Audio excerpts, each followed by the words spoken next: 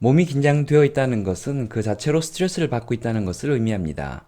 스트레스를 받아 몸이 긴장되는 것이 일반적인 순서이지만 반대로 몸이 긴장되어 있을 때 우리의 뇌는 스트레스 받고 있는 것으로 착각을 하고 그에 맞추어 반응을 하기도 합니다. 몸의 긴장은 여러모로 안 좋은 영향을 끼치는데요. 몸의 긴장이 왜 안 좋은지 그리고 최면 기법을 이용해 몸의 긴장을 푸는 방법 등을 소개해 드릴까 합니다.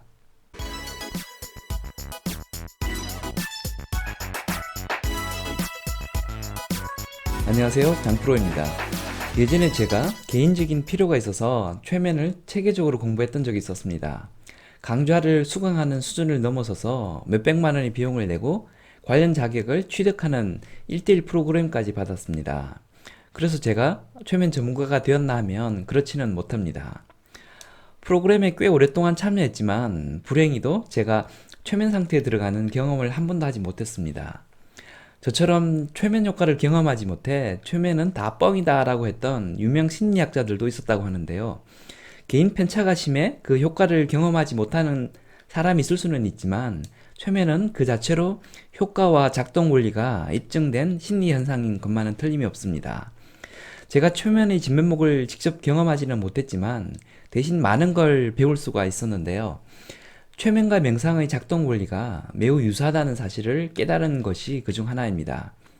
특히 최적의 심리 상태에 진입하기 위해 몸의 긴장을 푸는 단계를 둔다는 것과 그 원리에 있어서 최면과 명상이 굉장히 유사하다는 사실을 알 수 있었습니다. 최면 기법을 이용해 몸의 긴장을 푸는 방법 두 가지를 말씀드릴 텐데요. 그중 첫 번째는 의도적으로 몸에 강한 힘을 줘서 긴장을 푸는 방법입니다. 몸이 긴장되는 것은 심리적인 이유에 의한 것이지만 그 현상은 물리적인 형태로 나타납니다. 본인 의도와는 무관하게 근육이 힘을 쓰는 상태가 지속된다는 의미인데요. 그런데 힘을 쓰고 있는 그 근육에 일시적으로 강력한 부하를 걸어서 그 근육이 지치게 만들면 긴장 상태에서 벗어날 수 있습니다. 몸에 부하를 거는 방법은 간단합니다. 몸을 웅크리고 근육 전체에 힘을 주면 됩니다. 이렇게 해서 가슴 근육, 팔 근육, 복근, 다리 근육 등을 전체에 동시에 힘을 주는 것이 가능합니다. 누워 있을 때는 온몸에 힘을 주면서 잇몸 일으키기 하듯 상체와 하체를 동시에 들어서 V자를 만드는 것도 좋은 방법입니다. 더 이상 버틸 수 없을 때까지 버티다가 힘을 빼면 그 즉시 몸이 이완되는데요. 그래도 몸에 힘이 남아있거나 긴장감이 해소가 되지 않으면 이 동작을 한두 번 더 해보시면 됩니다. 이런 방법을 쓰면 희한하게도 몸에서 긴장감이 사라지게 됩니다. 두 번째 방법은 의식적으로 특정 부위에 힘을 빼는 방법입니다. 온몸에 힘을 빼야지 하고 생각을 해서는 효과적으로 긴장이 해소되지 않습니다. 이때 특정 부위만을 집중해서 의식적으로 힘을 빼면 생각보다 쉽게 긴장이 풀립니다. 우선 오른쪽 다리만 집중적으로 의식해서 힘을 한번 빼보시기 바랍니다. 그러면 힘이 빠지는 느낌이 들 겁니다. 그렇게 돌아가면서 왼쪽 다리, 오른쪽 팔, 왼쪽 팔, 몸통 이렇게 의식을 해서 힘을 빼면 됩니다. 특히 머리와 얼굴에 집중해서 힘을 한번 빼보시기 바랍니다.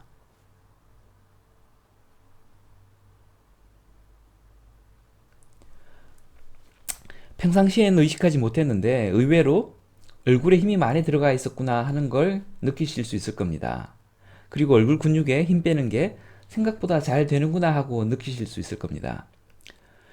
물리적으로 긴장을 푸는 방법은 아니지만 심리적으로 긴장을 줄이는 방법도 있습니다. 명상에서 사용하는 호흡에 집중하기가 그 방법인데요. 코와 입 사이 인중에 집중을 해서 호흡을 하면 됩니다. 코 바로 아래 인중 부분에 공기가 들어가는 것과 나가는 것에 집중을 하면 정신이 맑아지면서 근육 이완이 비교적 쉬워집니다. 산발적으로 일어나는 여러 가지 생각들이 정리가 되는 것을 조금씩 느끼실 수 있을 겁니다. 그렇다고 잡생각이 사라지는 것은 아닌데요. 여러 가지 생각이 계속 생기는 것은 어쩔 수 없지만 새롭게 떠오르는 생각들이 무엇인지 비교적 명확하게 인식할 수 있게 됩니다. 그러면서 몸의 특정 부위가 가렵다든지 저리다든지 힘이 들어가 있다든지 하는 몸에서 보내는 신호들을 비교적 명확하게 인식할 수 있게 됩니다. 그러면서 전체적인 몸의 긴장도도 떨어지게 됩니다. 저는 새벽에 자다가 깨서 다시 잠들려고 할 때 호흡에 집중하기 방법을 쓰곤 합니다. 새벽에 깨서 회사 일이라든지 걱정스러운 생각을 한번 떠올리기 시작하면 몸이 긴장된 채 계속 그 생각을 하면서 잠을 못 이루는 경우가 많은데요. 호흡에 집중하기를 해서 이완 상태에 들어가면 다시 잠에 들게 되는 경우가 많습니다.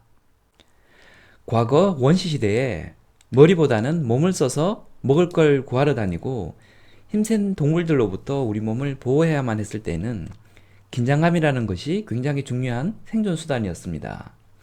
그런데 몸보다 머리를 써야 하는 현대에 와서는 긴장감이라는 것이 오히려 정상적인 생활을 방해하는 요소로 작용을 하게 되었습니다.